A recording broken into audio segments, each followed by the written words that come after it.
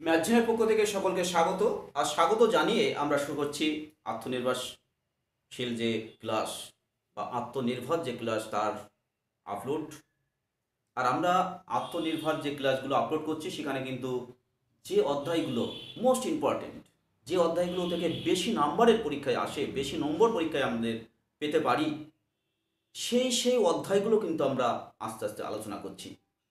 তা আজ আমরা যে বিষয়ে আলোচনা করব সেখানে থাকবে এসেনদের বইয়ের অনুশীলনের 9-এর অনুশীলনের 9-এর অর্থাৎ নির্দিষ্ট সমাকলনের প্রথম অধ্যায়। আর এই অধ্যায় থেকে তোমরা কিন্তু মিনিমাম 6টি নাম্বার কিন্তু পেয়ে যাবে, মিনিমাম 6টি নাম্বার কিন্তু তোমরা পেয়ে যাবে। তা আমি এই ভিডিওটি শুরু করার আগে বা মূল পর্বে যাওয়ার আগে আমি ক্ষমা প্রার্থী যে না, আমার শারীরিক সমস্যার জন্য কয়েকদিন আমি ভিডিও আপলোড করতে পারিনি। তা আমি আবার কন্টিনিউ করছি। আর একটা বিষয়, যে সে বিষয়টি হচ্ছে আমি সপ্তাহে একটা করে লাইভ ক্লাসে আসতে চাই। তার জন্য তোমাদের কাছে অবশ্যই পরামর্শ চাইব, সুপরামর্শ চাইব যে কোন সময়ে এই লাইভ ক্লাসটা করলে, কোন কোন অধ্যায় থেকে শুরু করলে, বা ক্যালকুলাস না বীজগণিত না কোন সাইড থেকে শুরু করলে তোমাদের বেশি উপকার হবে, সে বিষয়টি অবশ্যই তোমরা কমেন্ট বক্সে জানাও।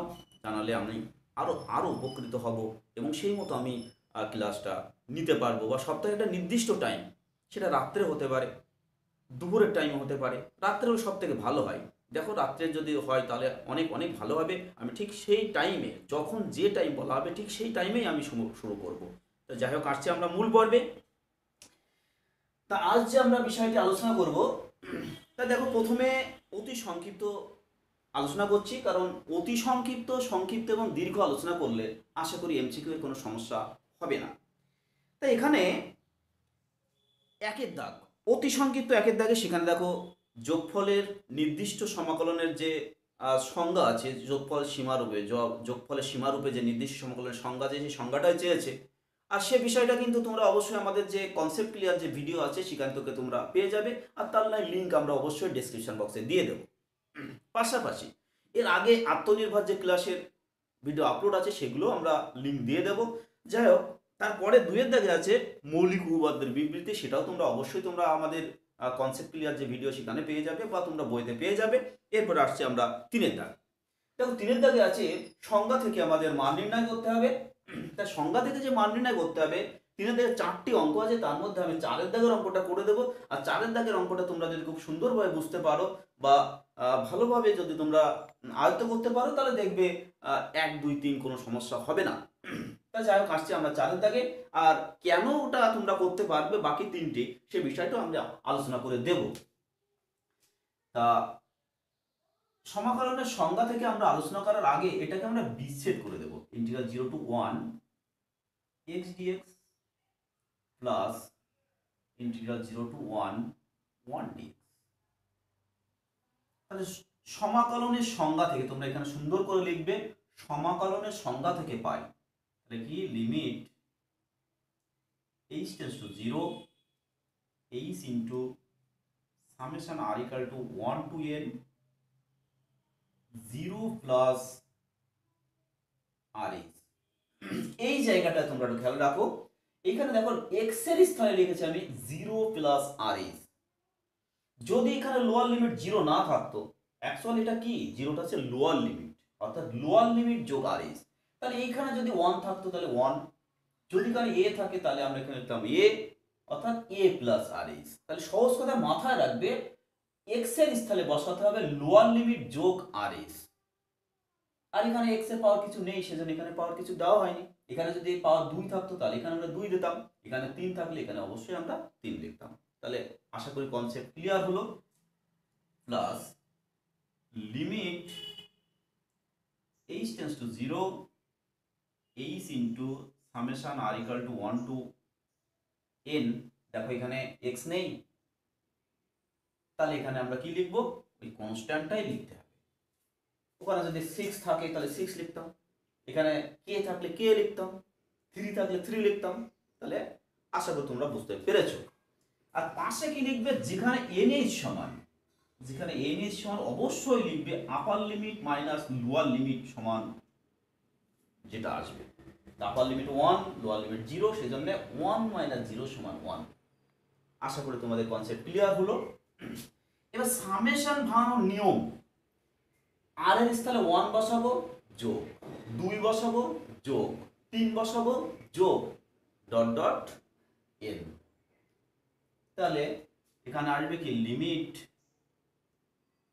h tends to 0।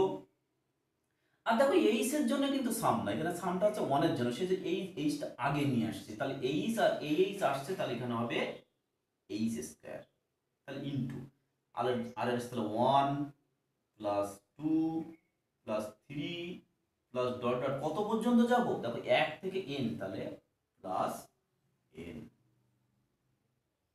একটা হলো plus limit h tends to 0 h into, তাহলে এখানে তো অ্যাকচুয়ালি কি আছে, আর নেই এখানে, আর এখানে নেই, তাহলে আমরা কি করব, মনে মনে আর যেগুলো 1, সেটা হলো এখানে অ্যাকচুয়ালি এটা আমি কি করতে পারি, দেখো আমরা তো x টু দি পাওয়ার 0 করতে পারতাম, তাহলে আসতো কি x টু দি পাওয়ার 0 করলে এখানে আমাদের আসতো কি, দেখো আর এইচ হোল টু দি পাওয়ার 0, মানে লোয়ার লিমিট যোগ আর এইচ হোল টু দি পাওয়ার 0। তাহলে এখানে আমরা যা বসানো এখানে সর্বত্র তো 1, সেই জন্য এখানে কনস্ট্যান্টটাই যোগ হবে শুধু, তাহলে 1 plus 1 plus 1 plus 1 dot dot n সংখ্যা পদ পর্যন্ত। এই ভাষাটা কিন্তু তোমরা অবশ্যই লিখবে। তাহলে সমান limit h tends to 0 h square into, দেখো সমান্তর প্রগতির স্বাভাবিক সংখ্যা সমষ্টির সূত্র, সেটা কি সূত্র, n into n plus 1 by 2 plus limit h tends to 0 h into, তাহলে n সংখ্যক 1 যোগ করলে কি হয়, n বা 1 প্লাস 1 করতে পারবো, 2 ইন্টু 1 বলতে পারি, 1 প্লাস 1 প্লাস 1 অর্থাৎ কি 3 ইন্টু 1 বলতে পারি, তাহলে অর্থাৎ এখানে হবে n ইন্টু 1। তাহলে সমান লিমিট h টেন্ডস টু 0, দেখো h স্কয়ার আছে, তাহলে এটা দুটো h, তাহলে এখানে এই ফ্যাক্টরের সঙ্গে একটা h দেবো, এই ফ্যাক্টরের সঙ্গে একটা h দেবো, তাহলে কি হবে nh into nh plus h divide by 2 plus, দেখো এখানে nh চলে এসেছে, সেটার মান কত 1, আর লিমিট লিখলাম না, তার কারণ ওখানে h নেই। এখানেও আমরা nh এর মান আগে বসাবো, এটা খেয়াল রাখবে, nh যতগুলো আসবে সেইখানে আমরা এই যে মানটা পাবো এখানে, সেই মানটা আগে ইউজ করব, ইউজ করার পর তারপর কিন্তু h এর লিমিট বসাবো। তাহলে এক্ষেত্রে কি হবে, limit h tends to 0 1 into 1 plus h divided by 2 plus 1। তাহলে এবারে এই লিমিটের জায়গায় এই h এর জায়গায় কি হবে, 0 হবে, তোমরা তো লিমিট ভালোই জানো। তাহলে এখানে কি আসলো, সমান হচ্ছে, দেখো প্রথমটা আছে হাফ প্লাস 1, তাহলে 3/2। এই হচ্ছে আমাদের কিন্তু সংজ্ঞা থেকে 4 দাগের অঙ্ক। এবার কেন আমি 1 2 3 করিনি, দেখো প্রথমটা আছে 6 integral a to b 6 dx, তাহলে কনস্ট্যান্ট 1 dx, একই নিয়ম, কোনো সমস্যা নেই। পরেরটা দেখো আছে ইন্টিগ্রাল 0 টু 1 x dx, দেখো ইন্টিগ্রাল 0 টু 1 x dx, তাহলে এই পার্টটুকু।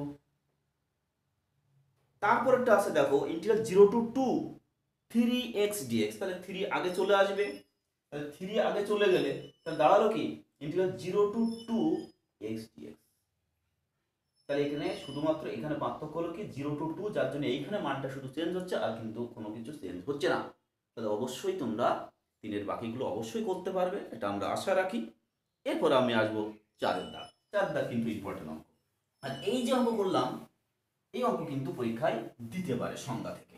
আর সংজ্ঞা থেকে এই যেভাবে আমি আলোচনা করলাম, এইটা যদি তোমরা মাথায় রাখো, আরেকটা জিনিস তোমরা অবশ্যই সমান্তর প্রগতি আর গুণোত্তর প্রগতির সূত্র মাথায় রাখবে, সামের যে সূত্রগুলো আছে মাথায় রাখলে দেখবে অনেকটাই কাজে লাগবে এবং সেখানে এই সমস্ত অঙ্ক করতে সুবিধা হয়।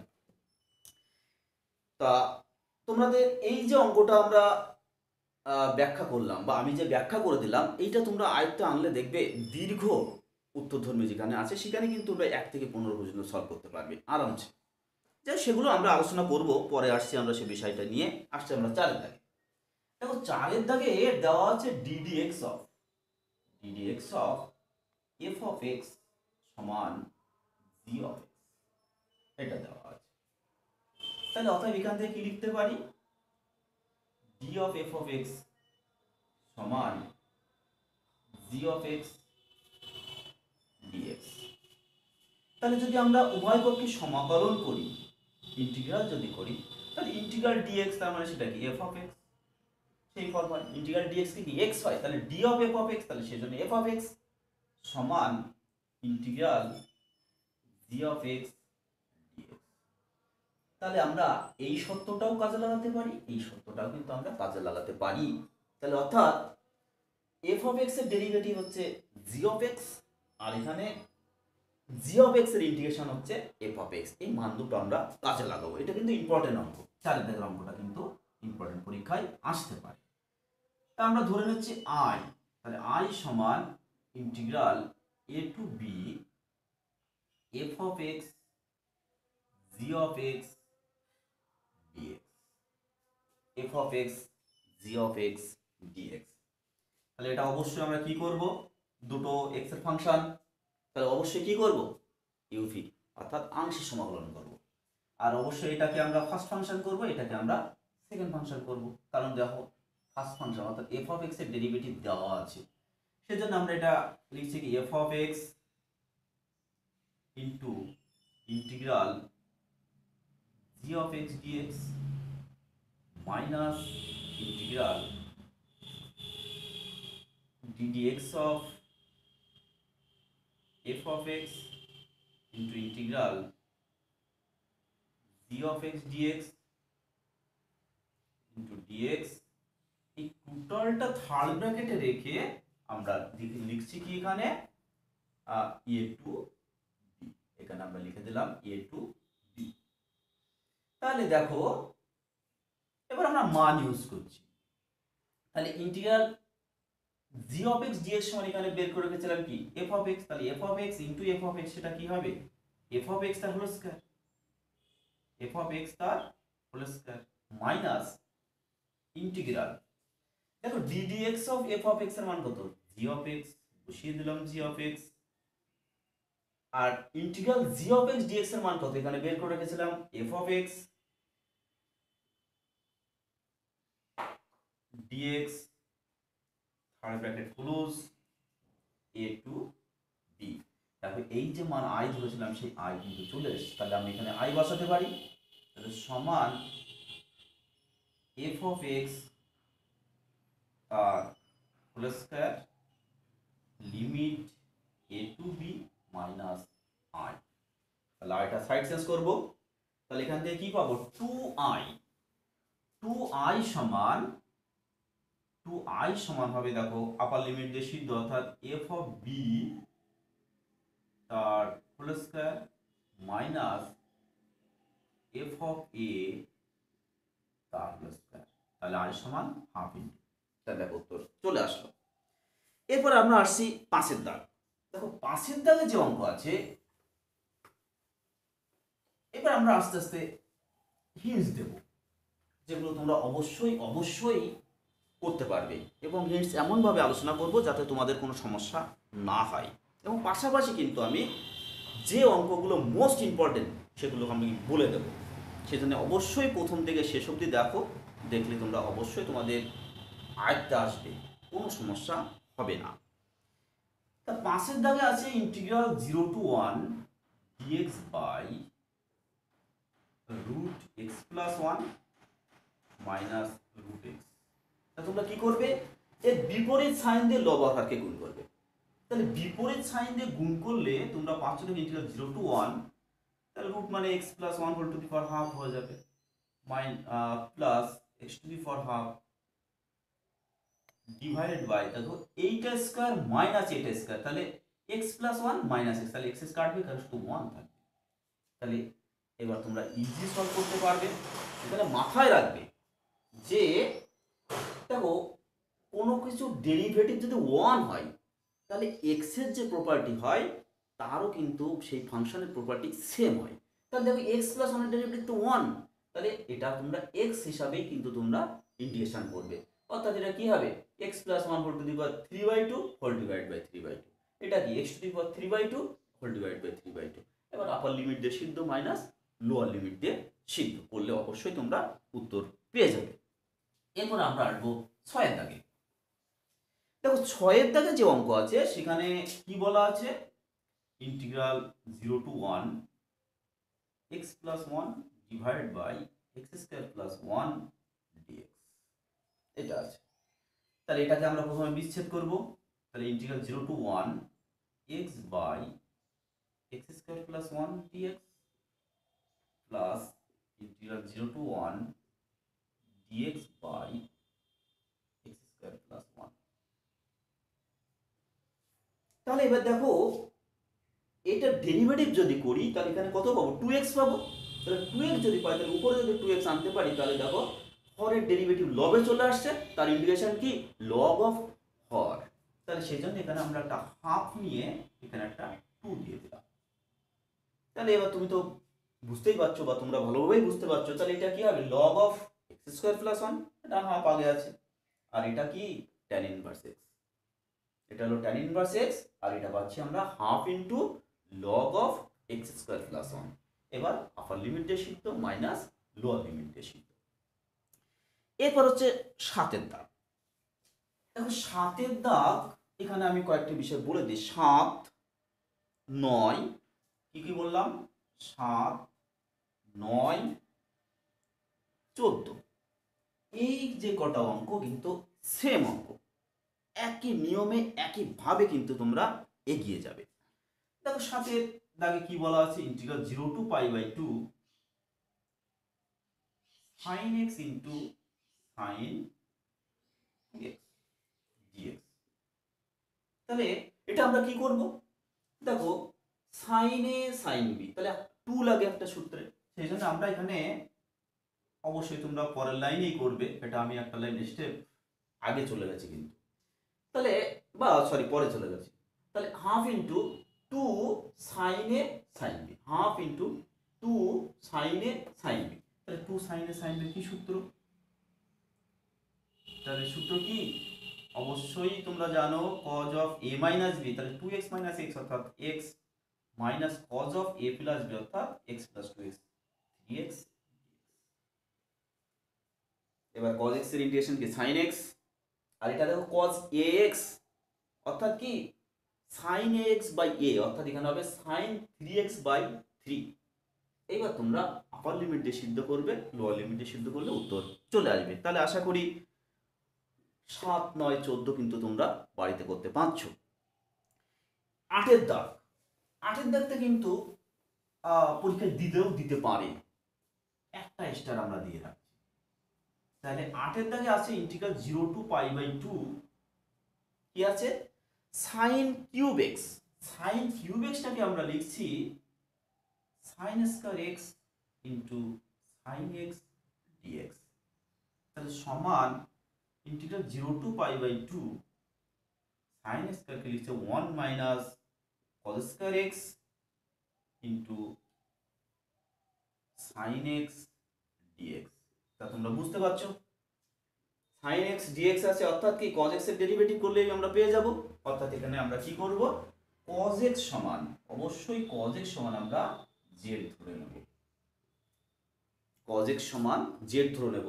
আর এক্ষেত্রে মাথায় রাখবে কিন্তু নির্দিষ্ট সমাকলনের ক্ষেত্রে ফাংশন কিছু সামথিং সমান সামথিং ধরলে অবশ্যই সঙ্গে সঙ্গে কিন্তু লিমিট চেঞ্জ করবে, লিমিট কিন্তু চেঞ্জ করতে ভুলো না। এখানে যদি লিমিট চেঞ্জ যদি না করো তাহলে কিন্তু উত্তর আসবে না। তাহলে আমি এটা একটু ক্যালকুলেশন করে দিই জাস্ট লিমিট চেঞ্জটা। তাহলে এখানে কি হবে cos x এর ডেরিভেটিভ কি মাইনাস sin x, তাহলে আমরা সেটা একবারে লিখছি sin x dx সমান হচ্ছে মাইনাস dz, আর লিমিট চেঞ্জ তাহলে এখানে x z 0 পাই বাই 2। দেখো x এর জায়গায় 0 বসলে cos 0 সেটার মান 1, এক্স এর পাই বাই টু বসলে কস পাই বাই টু অর্থাৎ সেটা জি। দেখো লিমিট চেঞ্জ হয়ে যাচ্ছে, তাহলে সমান আসছে কি minus integral 1 to 0 1 minus z square dz. এবার দেখো তোমরা সহজে কিন্তু সলভ করতে পারছো। তাহলে 9 দাগ বলেছি, 9 দাগ তোমরা অবশ্যই করতে পারবে। 10 দাগও কিন্তু একেবারে সরাসরি সূত্র, সরাসরি সূত্র। তাহলে কি আছে ইন্টিগ্রাল ডিএক্স বাই রুটের মধ্যে, ইন্টিগ্রাল ডিএক্স বাই রুটের মধ্যে আছে দেখো 4 অর্থাৎ 2 স্কয়ার মাইনাস হচ্ছে আর লিমিটটা আছে 0 টু হাফ। তাহলে কি আছে integral dx by a square minus x স্কয়ারের form. Integral dx by a square minus x স্কয়ারের সূত্র, সেটা তোমরা পরিবর্তন প্রতিস্থাপনে করেছো, সেই সূত্র সরাসরি প্রয়োগ করে দাও, করে দিলে উত্তর চলে আসবে। সেখানে এ স্কয়ার মাইনাস এক্স স্কয়ার অর্থাৎ এ এর স্থলে 2 আর এক্স তো সরাসরি পাচ্ছ। এরপর আমরা আসবো 11 দাগ। দেখো 11 দাগে যে অঙ্ক আছে, 11 দাগে যে অঙ্কটি আছে সেখানে আছে দেখো integral minus 1 to 0 1 plus x divide by 1 minus x dx, এই ফর্ম আছে। তা মাথায় রাখবে লব এবং হরে যদি এক্স এর সেম ঘাত থাকে, লব এবং হরে যদি এক্স এর সেম ঘাত থাকে তাহলে অবশ্যই হরে যেটা আছে লবে সেটা আনার চেষ্টা করতে হবে। তাহলে দেখো সেটা আমরা আনার চেষ্টা করছি। মাইনাস ইন্টিগ্রাল মাইনাস 1 টু 0, তাহলে এখানে কি হবে minus 1 minus x divide by 1 minus x dx, তাহলে সমান মাইনাস ইন্টিগ্রাল মাইনাস 1 টু 0, তাহলে এক্ষেত্রে কি লিখছি দেখো 1 মাইনাস এক্স, দেখো মাইনাস এক্স আছে কিন্তু 1 এখানে ছিল না, কি করে মাইনাস 2 ও নিয়ে নিলাম, তাহলে মাইনাস 1 মাইনাস 2 অর্থাৎ কত মাইনাস 1, তাহলে যোগ বিয়োগ করলে একই চলে আসছে, ডিভাইড বাই হচ্ছে 1 মাইনাস এক্স ডিএক্স। এইবার তোমরা বিচ্ছেদ করে দাও, তাহলে বিচ্ছেদ করলে কি হবে দেখো এটার সঙ্গে এটা যখন ভাগ ভাগ করব, এটার সঙ্গে এটা ভাগ করলে 1 হবে, তাহলে minus integral minus 1 to 0 dx আর মাইনাস মাইনাস প্লাস 2 আগে চলে আসলো integral minus 1 to 0 dx by 1 minus x. তাহলে এক্ষেত্রে দেখো এটা ডেরিভেটিভ করলে কি মাইনাস 1 হয়, তাহলে হরের ডেরিভেটিভ আমরা লবে পেয়ে যাবো, শুধু এখানে একটা মাইনাস নিয়ে এটা একটা মাইনাস 1 করে দেবে, করে দিলে তোমরা হরের ডেরিভেটিভ লবে যেহেতু চলে আসছে লগ অফ হর হবে, করলে তোমরা উত্তর পেয়ে যাচ্ছ। এরপর 12 দাগ, 12 দাগের অঙ্কটা কিন্তু মোস্ট ইম্পর্টেন্ট অঙ্ক, এটা কিন্তু পরীক্ষায় আসলেও আসতে পারে। এটা আমরা ডাবল স্টার দিয়ে, এটা কিন্তু ইম্পর্টেন্ট অঙ্ক। তো ওখানে আসে দেখো integral 0 to integral 0 sorry minus 1 to 1, দেখো এক্স কিউব আছে, উপরে আছে এক্স কিউব, এক্স কিউবটাকে আমি কি লিখছি দেখো এই দেখো x square plus 1 minus 1 divide by আমাদের আছে এক্স স্কোয়ার প্লাস 1 ডিএক্স। 1 কাটছে, তাহলে x into x square x cube হচ্ছে। এই জায়গাটা কিন্তু গুরুত্বপূর্ণ জায়গা, এই জায়গাটা যদি মাথায় রাখতে পারো দেখবে অতি সহজে কিন্তু তোমরা অঙ্কগুলো সলভ করতে পারবে। তাহলে এইবার আমরা বিচ্ছেদ দিয়ে ভাগ করব, তাহলে এইটার নিচে যখন এইটা আনবে তাহলে এটা কেটে যাবে, অর্থাৎ থাকবে এক্স, তাহলে মাইনাস 1 টু 1 এক্স ডিএক্স, আর এটার সঙ্গে এটা গুণ করলে minus 1 to 1 x dx divide by x square plus 1। তাহলে এখানে দেখো এটা ডেরিভেটিভ করলে কি 2x আসে, এরা এই ধরনের অঙ্ক একটু আগেই আমরা করেছি, তাহলে সেই জন্য এখানে কি করব এখানে একটা আমরা হাফ নিয়ে এখানে একটা 2 গুণ করে দেব, গুণ করে দিলে দেখো হরের ডেরিভেটিভ লবে চলে আসছে, অর্থাৎ এক্ষেত্রে কি হবে log of x square plus 1। Most important অঙ্ক কিন্তু এই হচ্ছে 12 দাগ। এরপর হচ্ছে 13 দাগ। 13 দাগ খুবই ইম্পর্টেন্ট অঙ্ক, সরি মোস্ট ইজি অঙ্ক, ইম্পর্টেন্ট বলা ভুল। এই অঙ্কটা কিন্তু তোমরা অবশ্যই করতে পারবে। সে কি আছে ইন্টিগ্রাল 0 টু 1 2 টু দি পাওয়ার আছে 2 minus 3x 2 minus 3x dx। তা তোমরা এখানে কি করবে 2 মাইনাস 3x সমান অবশ্যই জেড ধরে নেবে, জেড ধরার পর সিম্পলিফাই করলে উত্তর চলে যাবে বা চলে আসবে, অর্থাৎ সহজে তোমরা সলভ করতে পারবে। এরপর হচ্ছে 14 দাগ। 14 দাগ আমরা একটু আগেই বলেছি, ওটা হাফ ইন্টু 2 করে নিয়ে তোমরা কি করবে 2 সাইন বি সূত্র করবে, যেটা আমরা করেছি 7 দাগে। এরপর 15 দাগ। 15 দাগের যে অঙ্কটা আছে সেখানে কি বলা আছে যে না ইন্টিগ্রাল ইন্টিগ্রাল হচ্ছে 1 to 2 log x dx। তা তোমরা আংশিক সমাকলনের সময় দেখেছো বা তোমরা জানো যে লগারিদম ফাংশন কিন্তু ইন্টিগ্রেশন করা যায় না। তাহলে সেক্ষেত্রে আমরা কি করেছিলাম, লাইটের আইলেট বা লাইট যে রুল আছে সেই রুলে আমরা সমাধান করেছি বা সেই নিয়মটা আমরা শিখে এসেছি, আইলেট রুল। তাহলে এক্ষেত্রে আমরা কি করব, আংশিক সমাকলন করব। তা আংশিক সমাকলনের ক্ষেত্রে কি ওয়ানটাকে আমরা ইন্টিগ্রেশন করব আর লগ এক্সটাকে আমরা অবশ্যই ডেরিভেটিভ করব। তাহলে ওয়ানের ইন্টিগ্রেশন হচ্ছে এক্স লগ এক্স, লিমিট হচ্ছে 1 to 2 মাইনাস ইন্টিগ্রাল 1 to 2 1 এর ইন্টিগ্রেশন x log x এর হচ্ছে 1/x dx। আশা করি আর বলতে হবে না, কারণ dx চলে আসছে, তাহলে x হবে। তাহলে এবার লিমিট চেঞ্জ করলে উত্তর চলে আসবে। এরপরে 16 দাগ কিন্তু একই রকম অঙ্ক, সেখানে আছে x e⁻x। তা এটাও তোমরা আংশিক সমাকলন করবে, আছে কি x e⁻x dx, আর লিমিট আছে এখানে, এখানেও আছে 1 to 2। তাহলে তোমরা অবশ্যই বুঝতে পারছো এক্সটাকে এবার তো অবশ্যই তোমরা ডেরিভেটিভ করবে বা ফার্স্ট ফাংশন করবে, আর e⁻x-টাকে সেকেন্ড ফাংশন করবে, করলে উত্তর চলে আসবে। তো এটা আমরা করছি না। এরপরে 17 দাগেও একই টাইপের অঙ্ক আছে, সেখানে x cos x। তাহলে এখানেও তাই, তোমরা অবশ্যই এটাকে ডেরিভেটিভ করবে আর cos x-টাকে ইন্টিগ্রেশন করবে, করলে তোমাদের উত্তর চলে আসবে। 18 দাগও তাই, 18 দাগে আছে x log x, 18 দাগে আছে x log x। এক্ষেত্রে তোমরা এইটাকে অবশ্যই ইন্টিগ্রেশন করতে হচ্ছে, আমাদের কিছু করার নেই, কারণ log x এর ইন্টিগ্রেশন হয় না। এটাকে আমরা ইন্টিগ্রেশন করব আর এই log x-টাকে আমরা অবশ্যই ডেরিভেটিভ করব বা ফার্স্ট ফাংশন হিসাবে কাজে লাগাবো। তাহলে এবার হচ্ছে এই অতি সংক্ষিপ্ত উত্তর ধর্মের লাস্ট অঙ্ক, অর্থাৎ 19-এর দাগ। দেখো 19-এর দাগের অঙ্ক কিন্তু আমরা আগে করে ফেলেছি। তা দেখো এখানে বলা আছে কি integral 0 to 2 pi sin mx into sin nx dx, এইটা সমান আমাদের 0 প্রমাণ করতে হবে। দেখো সাইনে সাইন বি ফর্ম আছে, তাহলে এখানে অবশ্যই একটা হাফ নিতে হবে, হাফ নিয়ে একটা 2 দিয়ে দিলাম। তাহলে কি হবে 2 সাইনে সাইন বি সূত্র। তাহলে 2 সাইনে সাইন বি কি সূত্র, 2 সাইনে সাইন বি সূত্র হচ্ছে cos of a minus b, অর্থাৎ mx মাইনাস nx। তাহলে সেখান থেকে আমরা x কমন নিয়েছি, তাহলে m minus n x minus cos of a plus b করলে m প্লাস n, আর ওখান থেকে x কমন dx। এবার তো তোমরা বুঝতে পারছো cos ax এর ইন্টিগ্রেশনের যে ফর্ম আছে সেটা কি cos ax এর ক্ষেত্রে কি হয় sin ax বাই a। তাহলে এখানে কি হবে cos m minus n of x divide by m minus n। এটাও তাই একই রকম ভাবে করবে। আর এখানে মাথায় রাখবে যদি আমাদের পায়ের গুণিতক হয় সাইনের ক্ষেত্রে, আমি আবারও বলছি cos এর সেটা sin of m minus n of x by m minus n, তাই মাথায় রাখবে। এবার লিমিট যখন চেঞ্জ করবে 0 হলে তো sin 0 তো 0, আর যদি পায়ের গুণিতক হয় তাহলে অবশ্যই সাইনের ক্ষেত্রে সেটার মান 0 হয়। তাহলে অবশ্যই তোমরা করতে পারছো। এরপর একটা একই টাইপের অঙ্ক, সেটা আছে শুধুমাত্র লিমিটটুকু চেঞ্জ হয়েছে, আর এটা cos এটা cos। এবার এই দুটো 2 তখন হবে কি cos a cos b, সেক্ষেত্রে একই সূত্র, শুধু এখানে একটা প্লাস সাইন চলে আসবে। এবার দেখো একই নিয়মে তোমরা সলভ করতে পারছো। এরপর হচ্ছে 3-এর দাগ।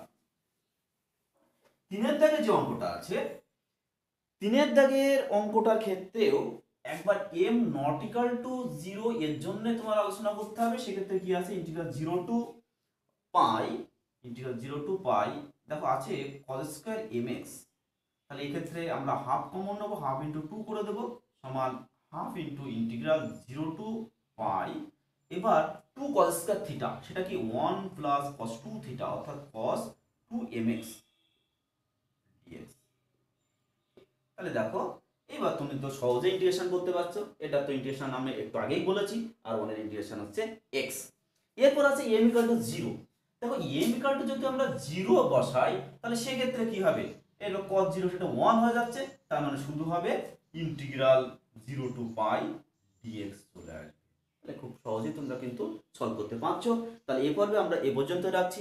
তবে শিক্ষার্থী বন্ধুদের যাওয়ার আগে বলে দেব যে আমরা দীর্ঘদিন ধরে বলে এসেছি যে পিডিএফ লিংক আমরা দিয়ে দেবো, বা আমাদের যে পার্সোনাল বা আমার যে ব্যক্তিগত যে অ্যাপস আছে, সেই অ্যাপসের আমি পিডিএফ ডাউনলোড করে দেবো বা পিডিএফ আমি আপলোড করব, সেখান থেকে তোমরা ডাউনলোড করে নিতে পারবে। তা আমরা অনেকটাই কমপ্লিট করে ফেলেছি।